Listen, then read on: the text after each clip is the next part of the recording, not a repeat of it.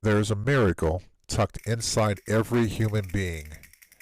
A miracle so quiet, so subtle, that we rarely stop to marvel at it. It's the miracle of memory. This mysterious filing system God installed in our brains long before we could walk, talk, or even hold our heads up straight. And somehow, mine works a little too well. My name is Brian Smith, and this is Smith History, separating the Smith from the myth. Today's episode is called My Memories from the 1950s. Now, I know what my brothers are probably thinking.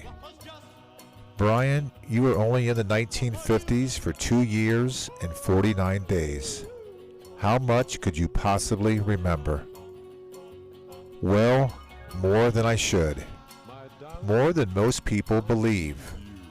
And certainly more than my parents ever wanted me to remember. I want to begin with this idea, the miracle of memory, because I can go back, way back to a time when Eisenhower was president, Elvis was king, and I was, well, a very new, a very blonde, yes, blonde, and a very hungry baby. One of my earliest memories, so early it shouldn't even be possible to remember, is of my mother feeding me as an infant. I remember her holding me, her black hair, her young face, leaning over me, and behind her a shadowy figure in a white shirt. My dad. I didn't know the word dad. I didn't know the word shirt. But I knew him. I recognized his presence, the shape, the importance. It still amazes me that my mind can travel back to that moment, before language, before logic, before anything except the two people who would shape my world. I was born on November 13th, 1957, at Marion General Hospital, Marion, Ohio. The only city in American history to produce a U.S. president, Warren G. Harding, and a Miss America, Marilyn Meskey. Not bad for a town where the biggest excitement was the train whistle and the smell of the Marion Power shovel plant drifting through the air. Now, according to the U.S. News and World Report, 1957 was the most important year of the 20th century. And I'm fairly certain they weren't referring to my arrival, though I like to imagine they left that part out by accident. Why was 1957 such a watershed year? Sputnik launched, officially beginning the space age. Teenage culture exploded. Rebels, rock and roll, electric guitars, and Brill cream. Technology leaped forward with the start of computers, satellites, and the first hints of the digital world to come. The Frisbee, American Bandstand, and the Bridge on the River Kwai premiered. The Civil Rights Movement reached a boiling point with the Little Rock Nine. Paul McCartney first met John Lennon, setting the stage for a musical revolution.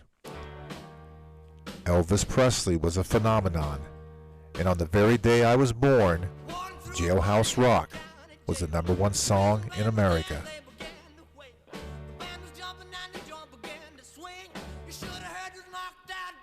Television was still in its infancy, just a few channels, all in black and white, and half the time you had to smack the set to get the picture to stop rolling.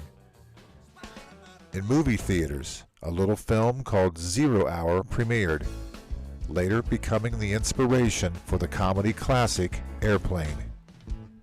Not a bad year for me to make an entrance.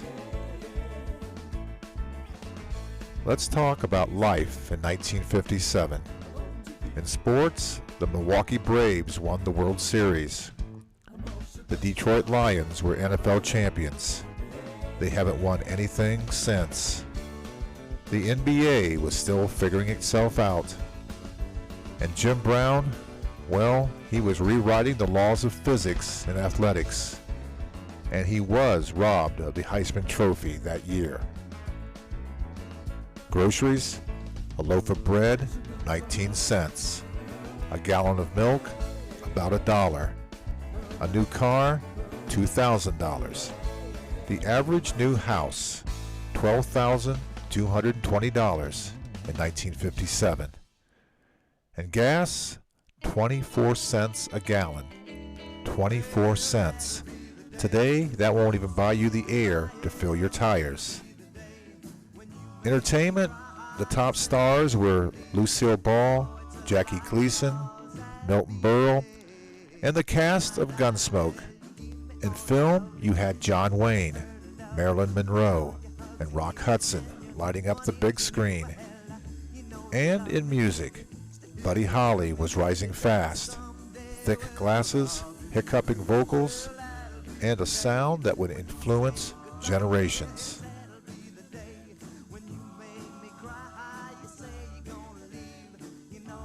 Now, back to my memory.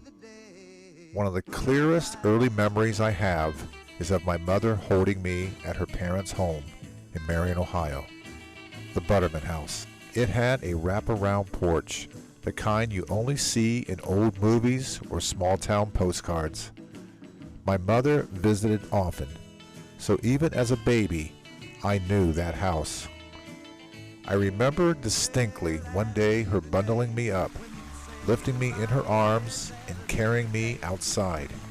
It was raining gently, like one of those soft Ohio rains that makes the world smell like wet leaves and earth. I still remember the sound of it, the feel of it. I remember the porch, the steps, the car waiting at the curb. And I had to have been a baby, because I grew so big and so fast, there was no way she could have carried me as a toddler. And Mom was barely over 5 foot tall. People say, Brian, you have to be making that up to embellish your podcast. No, I'm not. It's still there, clear as a photograph, God tucked into my mind. The first song I ever remember hearing was Blue Suede Shoes. Well, it's one for the money, two for the show, three to get ready, now go, cat, go. Now, I distinctly remember hearing that unique sound warbling through the air by a singer I came to know later as Elvis Presley. The opening line, one for the money, two for the show, absolutely fascinated my young brain.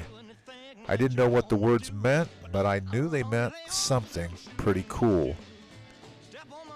I must have heard it around 1959 when I was 2, and from that moment on, music became one of the great joys of my life. I can recall my mother singing a song to me. It must have been a favorite of hers from her childhood. It was the children's song Animal Fair, and it remains a childhood memory I still have in my heart all these years later.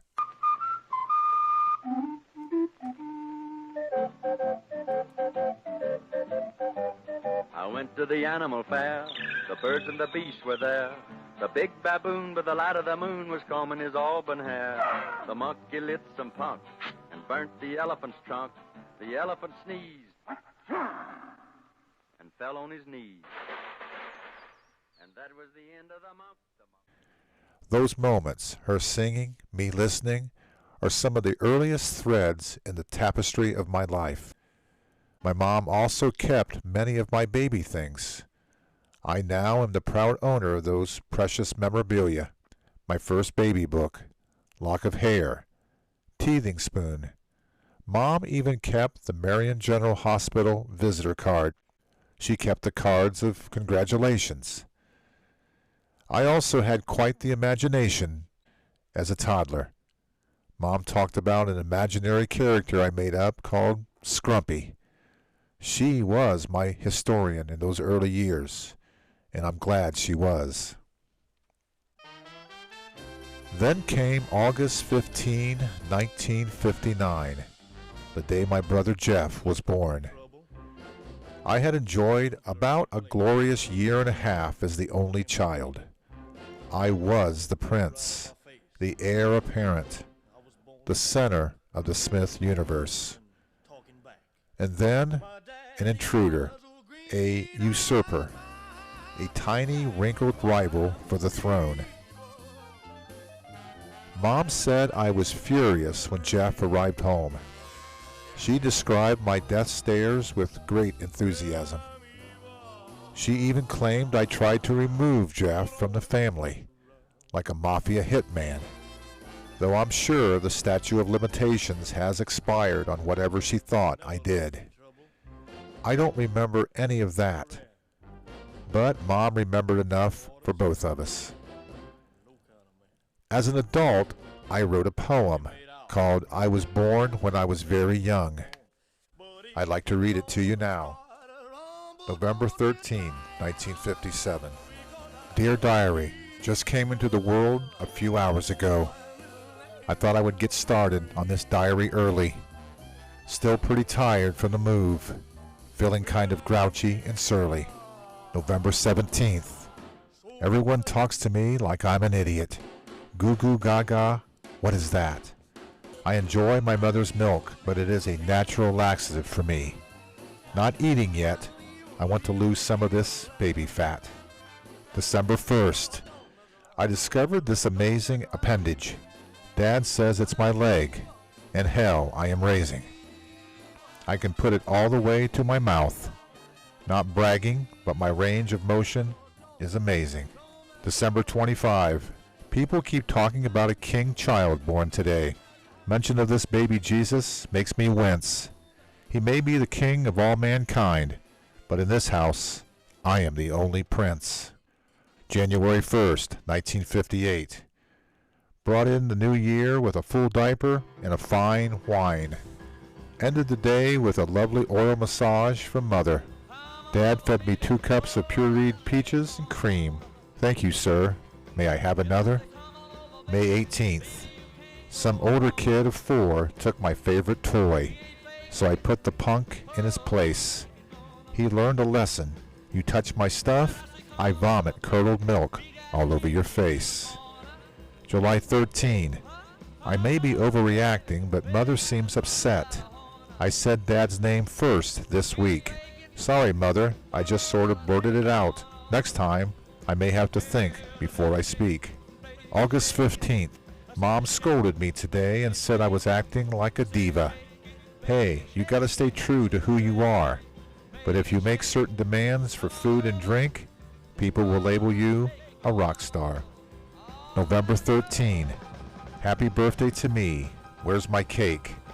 So far, so good. But I have one little fear. Life is going so fast. By the time I turn 2, I will have doubled my age in 1 year. Now, I wonder if I subconsciously wrote that poem to describe my feelings as a baby in the 1950s. It captures that royal attitude I apparently had as the reigning monarch of the Smith household. I don't have as many memories of Dad. He was busy working at the iconic Marion Power shovel, helping build the machines that build America. He was also serving in the Army Reserve. I do remember that.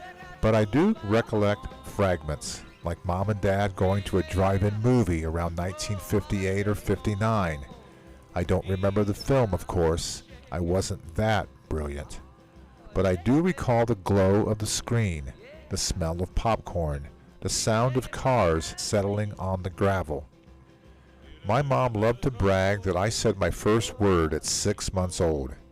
She told me years later that when I was 6 months old, she told her sisters I had just spoken my first words. And her sister June said, "Did you hear that, Ruth? Ellen said Brian said his first words at 6 months old." I do wish my early genius had stuck around, But alas, my memory outpaced my IQ. Well, baby Jeff survived my dirty looks. I survived his arrival. And together we survived the 1950s, only to escalate our brotherly battles in the 1960s and beyond. Those stories, of course, are already available for your listening pleasure in earlier podcast episodes. I don't remember a lot of the 1950s, but what I do remember is a gift, a blessing, a miracle. And today I'm grateful for every flashback, every fragment, every mystic chord of memory that has survived the decades. So, what separates the Smith from the myth? It's simple. The myth says memory begins when we're old enough to understand the world. The Smith says memory begins the moment God breathes life into us. The myth says the 1950s were a simpler time. The Smith knows they were the foundation of everything that came after. And the myth says a baby born in Marion, Ohio in 1957 couldn't possibly remember the world he entered. But the Smith, oh, he remembers. The memories, the imagination, the music, the magic, and the mind, awake and absorbing everything in sight. That's what separates the Smith from the myth. My name is Brian Smith, and we are history.